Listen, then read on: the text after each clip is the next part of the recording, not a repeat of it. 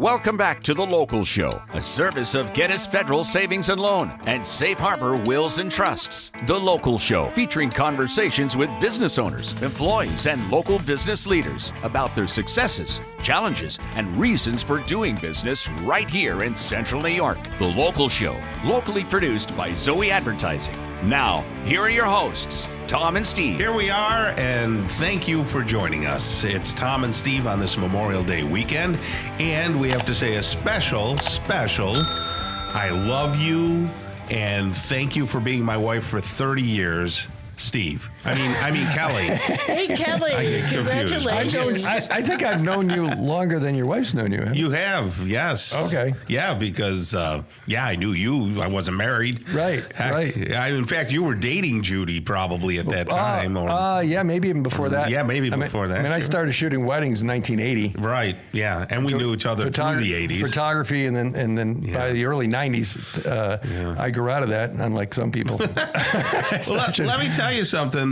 just quickly about my wife, because it is a 30th anniversary is a big deal these days, and thank you, and she is just a wonderful human being in general, and we started off truly as just friends, and then she started working a little bit, doing some interning at the radio station. She was only 4 years younger than me. 4 years younger, and all that. We did a couple of lunches together, things like that. Everything was very casual and not like, crazy. And then we went out on a date or two. Next thing you know, 3 kids later, 30 years later, and here we are. And we're the best of friends as well. She really is Kelly my best friend. She is amazing. And when people meet you and meet Kelly, they always look at Kelly and go, wow. How is that How possible? does that? So And we do have distinctly different personalities. Yeah, she has one. Yeah.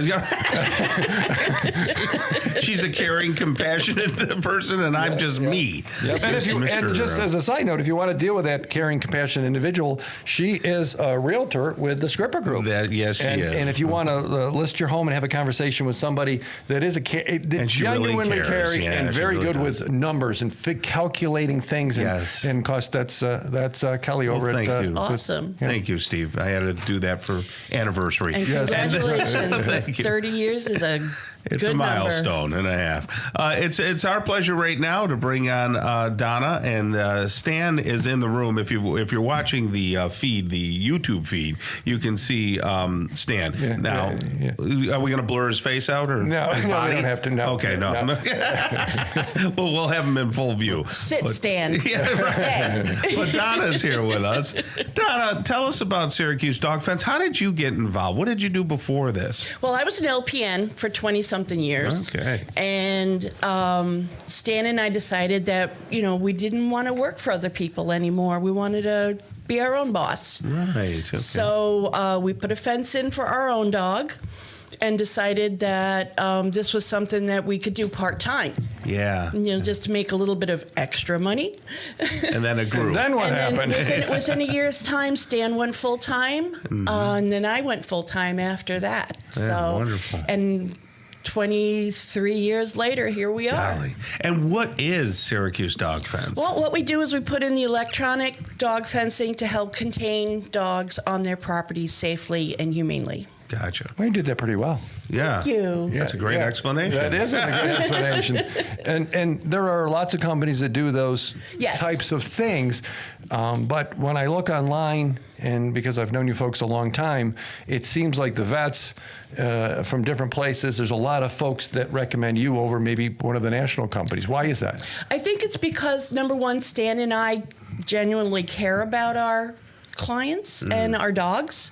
Plus, we're local. When they pick up the phone and they're talking to local people. Right.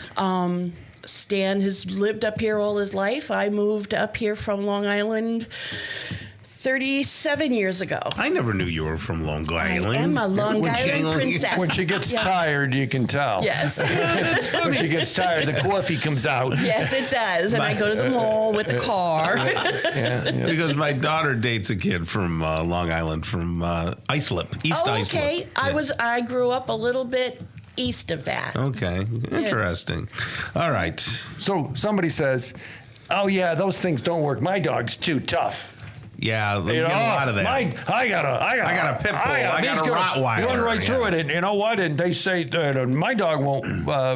Are there certain breeds of dogs you can't contain? We have never found a dog that we cannot contain.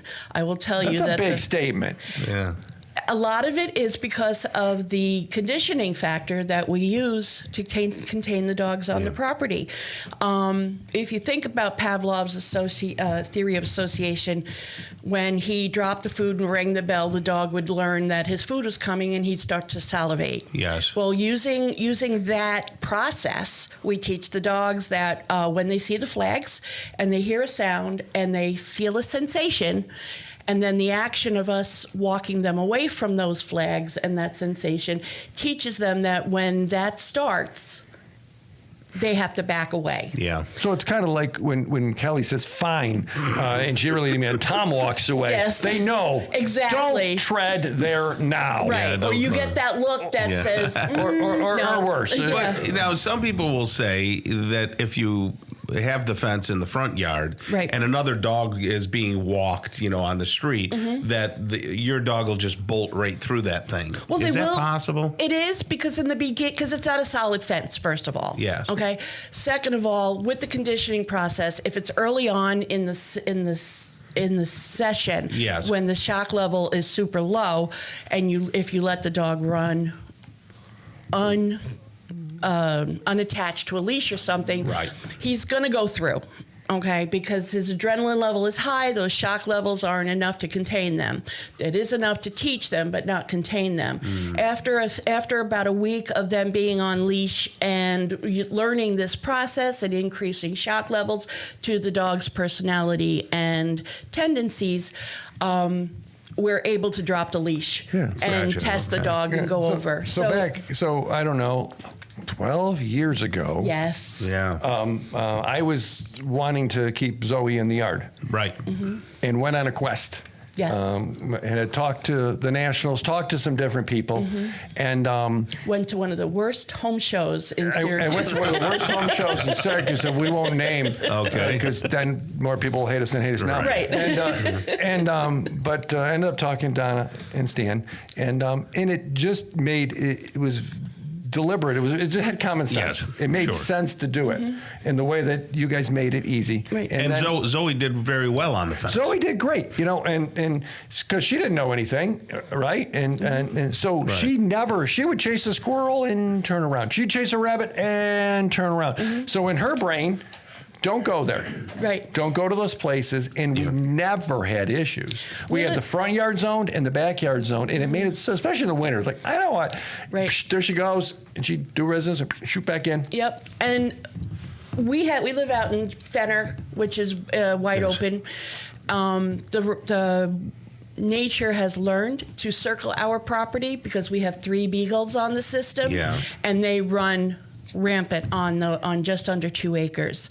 Wow. And rabbits and deer and other dogs and cats have learned that if they skirt the perimeter, the dogs can't get to them. Right. And sometimes it's real comical because you'll see this rabbit sitting on the other side of the perimeter, and the beagles, seriously, and the beagles are sitting there and barking at them because they want them to come in and do their thing with them. So if folks have a dog, yes, probably works better if you have a dog. If you have a dog, we can do cats also, but dogs is our primary. And you want to keep it safe in the yard. Stan, this is actually Stan's direct number. Cell number, call Stan, 415-5555. So I don't even know if you have to even write that down, but it's easy. 415-5555. Syracuse Dog Fence. I know you can give a quote right on the phone. You can talk about that, and we're good, Tom. All right, sounds good. Kicking off hour number 2 of the local show, we'll have a conversation with Charlie Van Patten. He's the owner of Mattress Makers. Becky Oyer is a physical therapist and owner of Inspire Care of CNY. Corey Reed, general manager of Brewerton and Fulton Speedways. And then Grant Fletcher stops by. He's the marketing manager at Fleet Feet. Stick around. Hour number 2 of the local show starts really soon.